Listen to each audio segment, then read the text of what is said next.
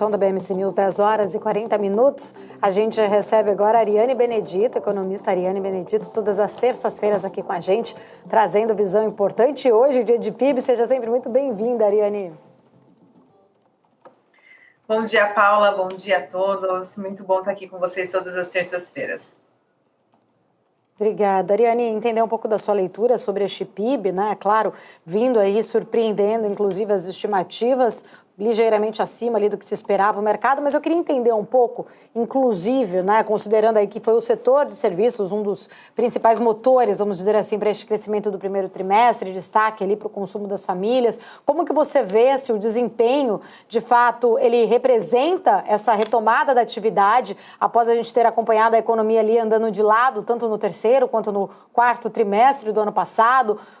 Como você avalia a sustentabilidade desse crescimento também via ali consumo para os próximos trimestres?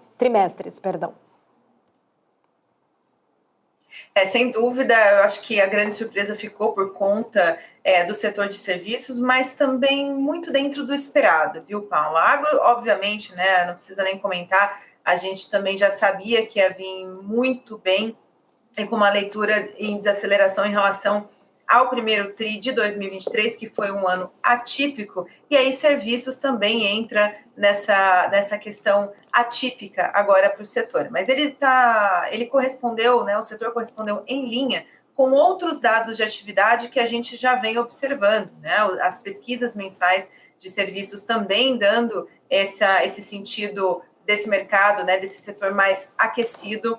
E olhando para a renda média das famílias dentro dos indicadores de mercado de trabalho, também já é observado esse aumento, né, na média, né, nas medianas ali dessas medições, ou seja, uma melhora desses indicadores e que com certeza iria corroborar para uma expectativa do setor de serviços mais aquecido. Se a gente olhar pelo lado da despesa na ótica do PIB, consumo das famílias também foi o grande destaque. Então, é como se a gente espelhar, né, na verdade, como a gente espelha e crocheca essas informações, ou seja, elas estão correspondentes, né? O que significa que não houve nenhum momento, um choque específico para impulsionar o setor de serviços, mas que todos os dados, né, mercado de trabalho, as pesquisas mensais, e né, principalmente renda média já vinha dando sinais que a gente teria o setor de serviços mais aquecido. O que a gente pode também dar como uma explicativa para isso é que depois, desde a pandemia, né, vale lembrar que esse é o melhor dado desde ali, né, da medição de 2020, é que a mudança estrutural pós-pandemia, que a gente sempre fala aqui, né, eu sempre trago esse termo aqui para a gente, para lembrar, né, e poder embasar diversos acontecimentos econômicos que às vezes parece que não tem muita explicação, é muita novidade, mas na verdade é essa mudança estrutural que a gente teve depois do impacto, né, do choque ali de uma adversidade, um período de crise que causa no consumo e que inicialmente gera uma retração no sentido de impossibilitar que esse consumo aconteça por questões muito específicas e não da própria demanda em si, causa o que a gente chama de demanda reprimida. Essa demanda reprimida ela ainda tem resquícios e contaminação na atividade brasileira, né, na nossa economia, e toda vez, né, que a gente tem essa medição muito focada em serviços e focado nesse agente macroeconômico específico, né, as famílias, a gente tem uma tendência de alta, ou seja, correspondendo a esse consumo que ainda tem para acontecer. Tá? Então a gente viu concentrado. E esse aumento de serviço, ele também gera ali que provavelmente vai ser o grande tema para frente, né? Passado esse otimismo com o nível de atividade, essa concentração de crescimento muito focado em a produção doméstica do nosso país, no choque que vai causar em outras variáveis, como é o caso de inflação. Ponto, Ariane, que eu queria entender, né? Se a gente considerar já a desancoragem das expectativas em relação à inflação, até mesmo vendo o próprio Focus fazendo correção para cima de inflação, expectativa de Selic também em território restritivo, qual o peso, de fato, então, deste crescimento via consumo, talvez ali para as próximas reuniões do Banco Central, na sua opinião? O peso a gente está trabalhando hoje num percentual de 0,1 ponto percentual, né, para as próximas medições, né, o que ele vai corroborar.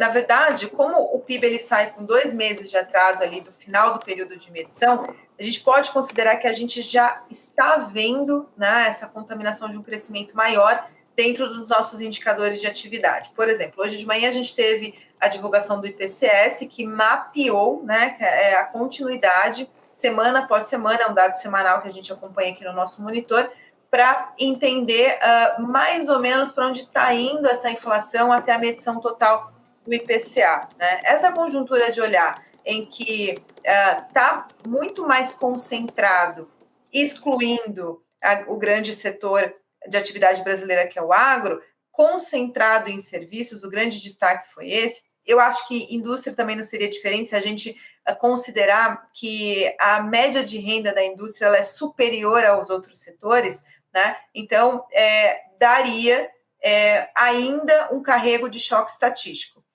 Por quê? Porque esse dado de hoje, ele já nos dá 1% de crescimento de carrego para atividade até o final do ano. Tanto que eu estava lendo aqui as highlights, né? Já tem o research soltando ali uma nova projeção para PIB, né? Tirando de 2% já para 2,1% ali de crescimento, né? Eu acho que a média vai ficar mais ou menos isso.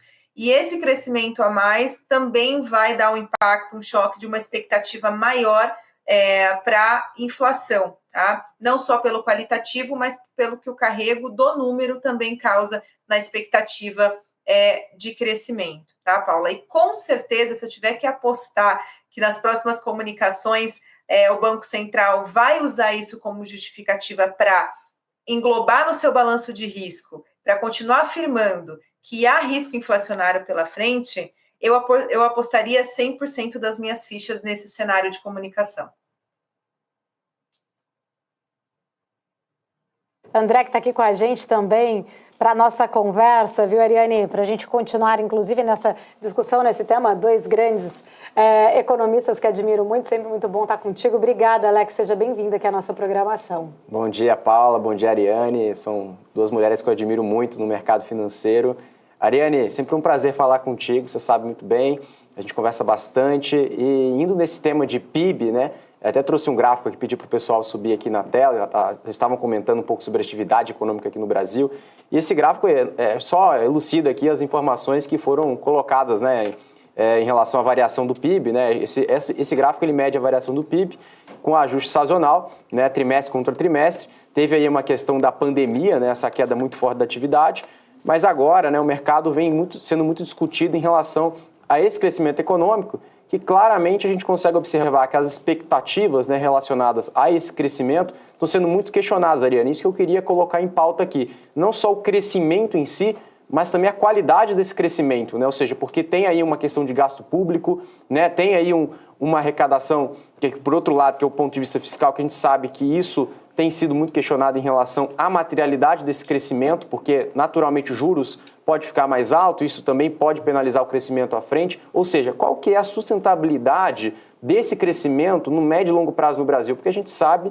que nos últimos 10 anos o Brasil praticamente não cresceu, né? E aí tem sido muito discutido agora atualmente em relação a esse crescimento, que o crescimento pode superar expectativas, mas colocando em miúdos aqui, né, Ariane, o que você considera todo esse arcabouço de informações que nós temos até o momento, como que você consegue tirar informação em relação à sustentabilidade desse crescimento econômico no Brasil?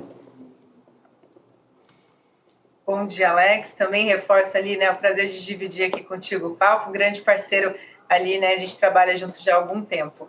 Bom, uma grande discussão entre nós, economistas, né, essa questão de atividade, primeiro porque somos acusados já também há 10 anos de nunca acertar ao nível de atividade, né, essa discrepância no famoso hiato do produto, né, o PIB real com o PIB potencial, porque se a gente afastar o histórico também, antes da pandemia, que são esses 10 anos que não houve crescimento, até com uma taxa de juros mais baixa, o Brasil ainda não cresceu, né? De fato, a gente tem um qualitativo muito ruim para crescimento brasileiro, né?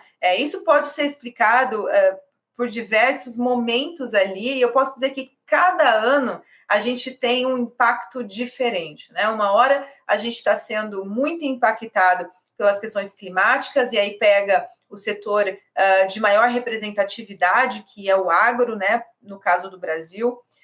De repente a gente teve também uma questão de balança comercial, a gente tem a falta de competitividade, né? E a gente tem a questão de não corroborar tanto assim essa variável que também é medida pelo PIB, e isso acaba trazendo a produção um pouco mais para baixo, né?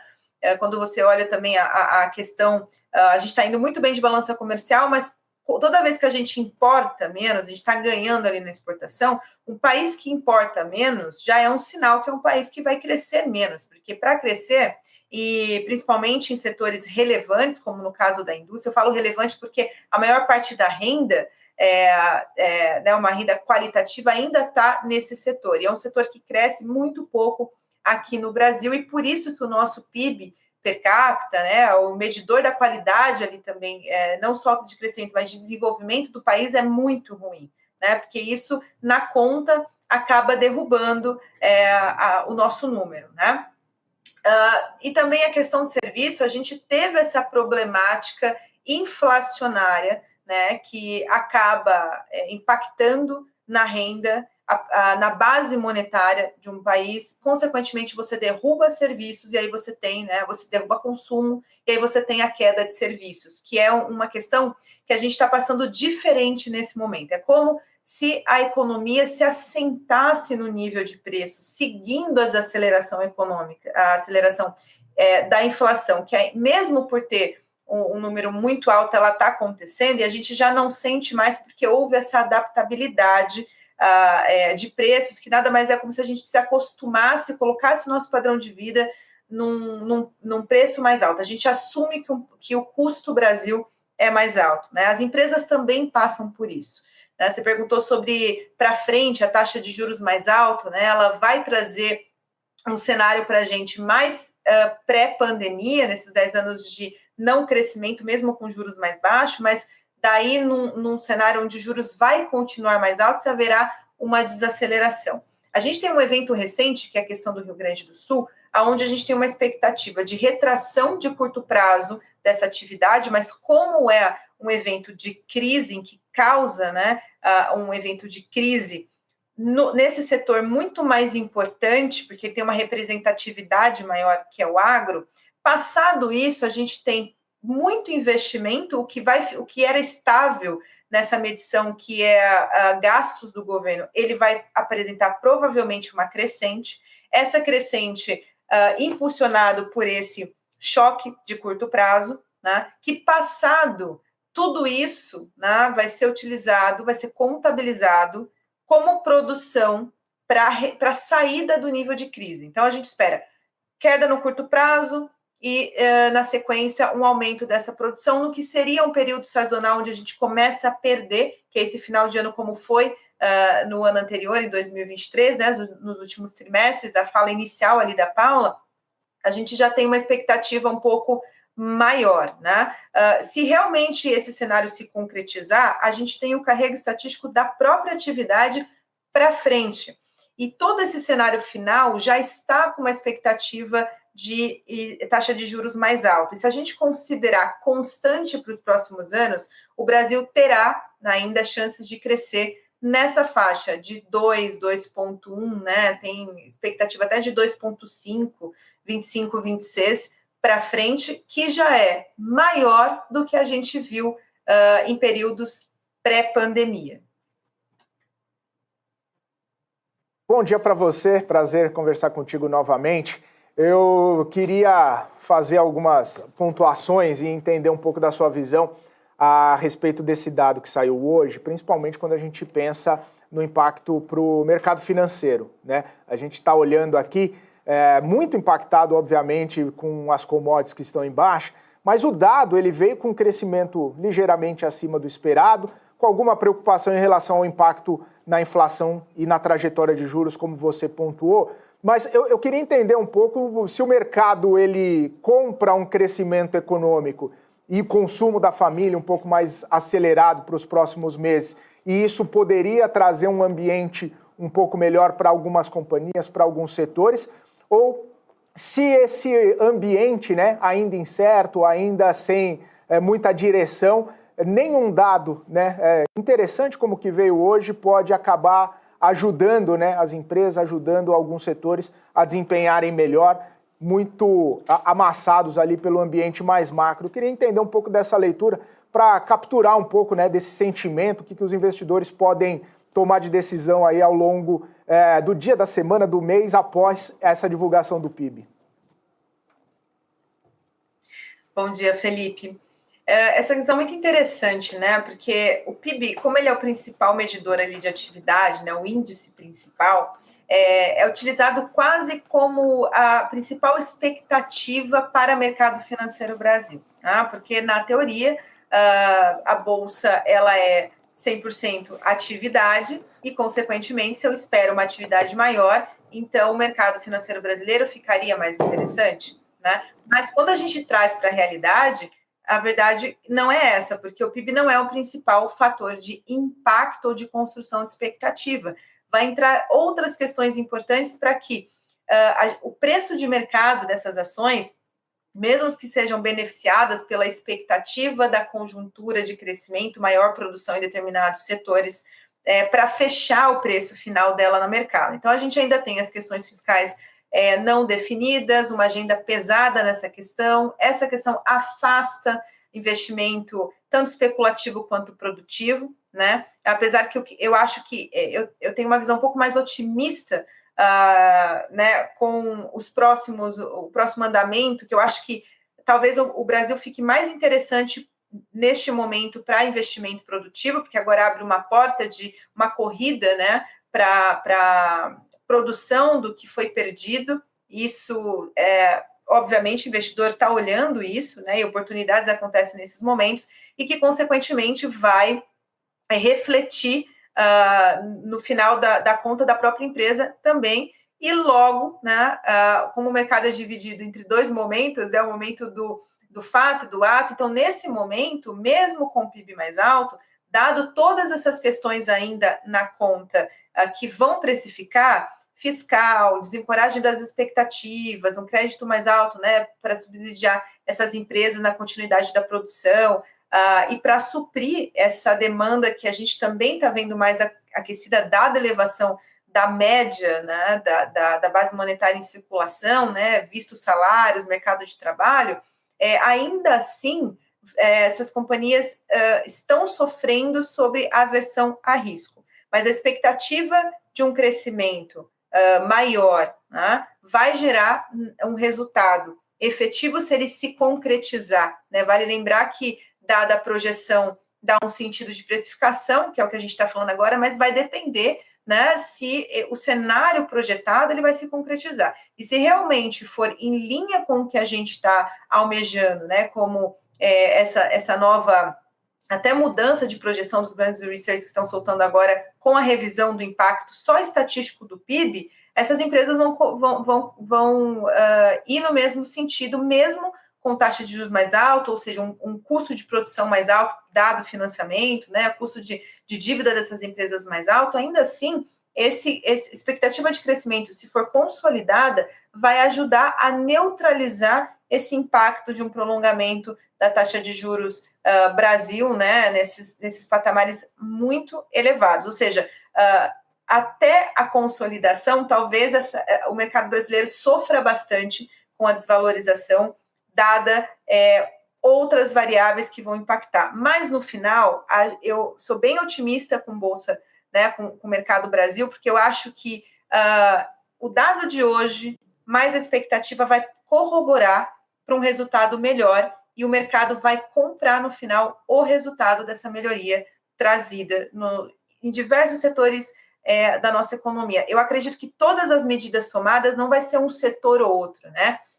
O Brasil é agro, vai continuar sendo agro. A gente talvez veja uma melhora na indústria, e isso a gente pode ir olhando ali para o que vai ser a importação, é um grande medidor, né, para a gente, um grande indicador de sentimento ali, porque a indústria precisa importar para dar essa produção. E o setor de serviços a gente vai olhando de acordo com a média ali de renda, né, principalmente, e se a gente vai continuar com a renda, a demanda, mais aquecida para consolidar essa continuidade também do setor de serviços sendo um grande protagonista. E, para findar, eu acredito que sim.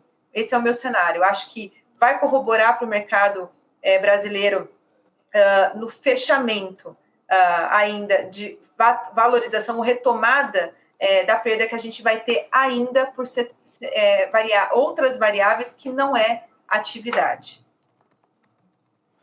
Perfeito. Ariane Benedito, agradeço muito sua participação. Sempre muito bom poder bater esse papo contigo às terças-feiras.